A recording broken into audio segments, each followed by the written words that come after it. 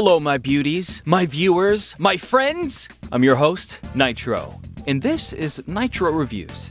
You know, I realize by the time this video goes up, I'll be a little late to the punch, but today's topic is well worth the wait. So, a while back, something kind of big happened. Just out of nowhere, some random person dumped a massive load of confidential Disney material online. This ranged from concept art, production material, and even pilots to a variety of Disney shows. And while said individual is probably being detained for public execution as we speak, we all got to enjoy a peek at the early lives of our favorite shows. But, if I'm being honest, people were making a bigger deal out of the situation than it actually was. Not to undersell what happened, of course. After all, Disney is like Fort Knox when it comes to locking up this kind of stuff. But in terms of what was leaked, there wasn't anything really big or surprising. Most of the leaks were for shows we already had or knew about. And a lot of shows that never got produced really weren't that interesting, like this weird hybrid show featuring Lilo and Stitch, Tigger, Cheshire Cat, and other random cartoon characters as roommates. So, originally, I didn't think the leak was worth covering. It was neat, for sure, but nothing really to talk about. That is, until a certain pilot got leaked that completely turned the situation on its head. So, let's get into it. Before we even get into the meat of this thing, you'll have no doubt realized one of the most interesting aspects of this discovery. Keep in mind, what you're looking at isn't a finished cartoon, it's a pilot. And if you're not familiar with how pilots typically look, here's a few notable examples.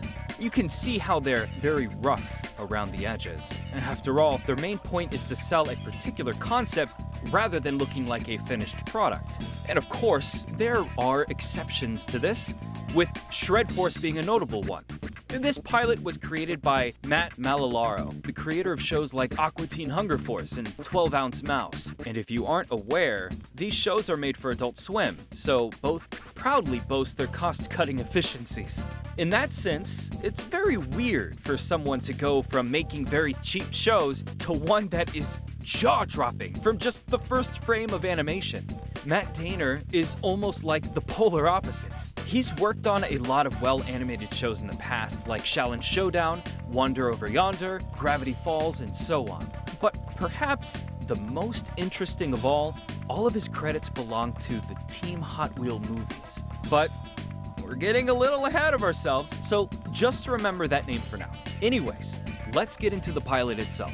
The episode starts off showing a duo of heroes known as the Shred Force, who are on a mission to stop a rampaging monster and making sure the city isn't destroyed in the process. And, right off the bat, in just the first minute alone, they completely sell you on this concept. The animation is unbelievable, especially for a 2012 Disney show. Look at all the flowing hair! The action scene is dynamic and full of fast-paced action. And all of this is done while the heroes are jamming out to Dragon Forces through the fire and the flames. Let's tune it up, Brosa!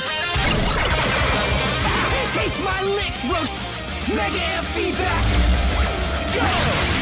It's literally jaw-dropping. I don't think there's been a Disney show before or since with such an amazing action sequence like this. And keep in mind, this is just the first minute. They didn't even need another 10 minutes. But hey, I ain't complaining. After leveling the city with their sick guitar riffs, the two heroes avoid responsibility by going to their favorite hangout spot. But despite being sick superheroes, the two turn out to kinda suck at playing music in their daily life, which is kind of hilarious, actually. One of the heroes reveals he has a crush on the pizza girl there, and starts to play a ballad, but he gets cut off by the other hero who believe ballads are lame. While the two argue about their taste in music, we cut away to a planet-sized spaceship, owned by the villain of the series, Nordic Bunny. And now would be the perfect time to mention the voice talent in this pilot. Now, typically most pilots' voice work isn't the best, just because they sometimes haven't settled on who voices what characters, and just figuring out the different dynamics and stuff. But since the point of a pilot is to get the general concept across, you can get by with phoned-in actors. But much like everything else about Shred Force, they already had the perfect voice casting from the get-go. Dana Snyder playing the show's villain, Danny Cooksey as one of the main leads. It's fantastic! How's this? Ha! The rain doesn't turn down! You ready to rock his face off, Ronnie? You know it, Hank. What was that? It's a ballad I'm writing, trying to express myself. Unfortunately, I'm not really familiar with the voice actor for the other main lead, and since this pilot is supposed to be locked up behind an impenetrable safe, that information isn't out in the open. But regardless, they're just as good of a casting choice as the rest of them. Anyways, Nordic Bunny plans to use an army of crab aliens to take over the Earth, which of course wastes no time laying waste to the city. Shred Force is immediately alerted of the incoming danger and suit up to what is yet another masterpiece of animation. Them facing off against the crab army is no slouch either. But unfortunately, after locking up the crabs in a sports stadium, the duo head off to grab some pizza before they finish the job. Of course, this wasn't the best idea, as the crabs fused together to create yet another amazing CG monster. The duo return to take it down, but its outer shell is too durable, so none of their attacks even phase it. Since their sick guitar riffs have no effect, the duo decides to try and subdue the beast using a soft ballad. Their gentle medley reaches the gooey emotional center of the monster, causing it to separate once more. Nordic Bunny is defeated for another day, and the police go easy on the boys as they enjoy some awesome ballads. And that was Shred Force. No doubt the question on everyone's mind is, why didn't Disney greenlight this show? And there could be a few different answers to that. And the most obvious one is money. I mean, have you not been looking at this pilot? This is one of the best looking shows Disney has had, period! That alone might have had Disney a bit worried, let alone the use of actual copyrighted music.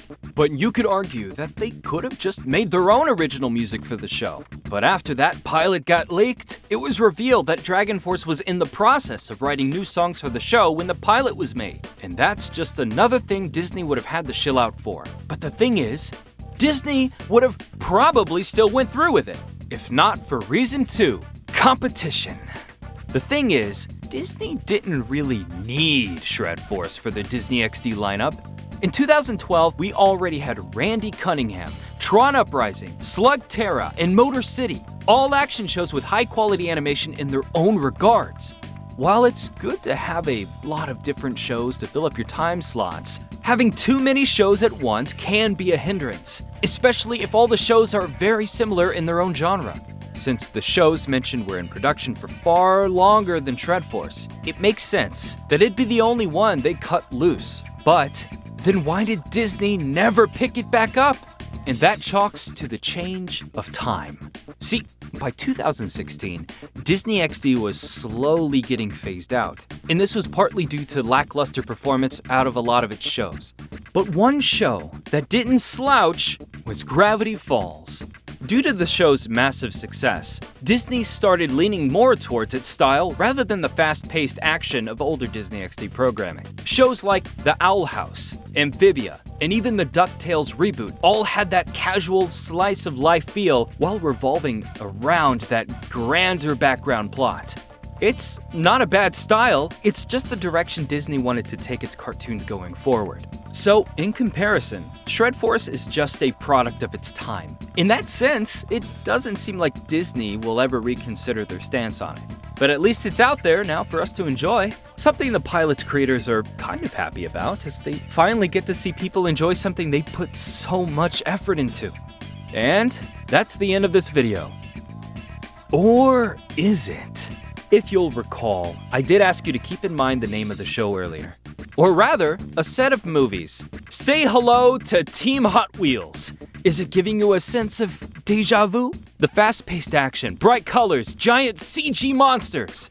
Now, this is just a hunch, but considering Team Hot Wheels released in 2014, while Shred Force was made in 2012, and considering both are made by the same co-creator, it would appear as though a lot of ideas meant for Shred Force was repurposed into this series of films.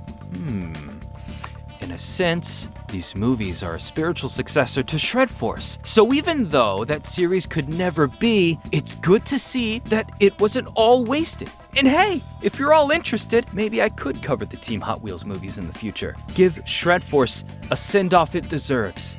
Anyways, I've rambled on for too long. Thank you for tuning in to this broadcast of Nitro Reviews. Feel free to leave a like, and if you're interested in future episodes, then be sure to subscribe, as that really helps support the channel and what we do here. And thank you all for watching, and we hope to see you again in the next review.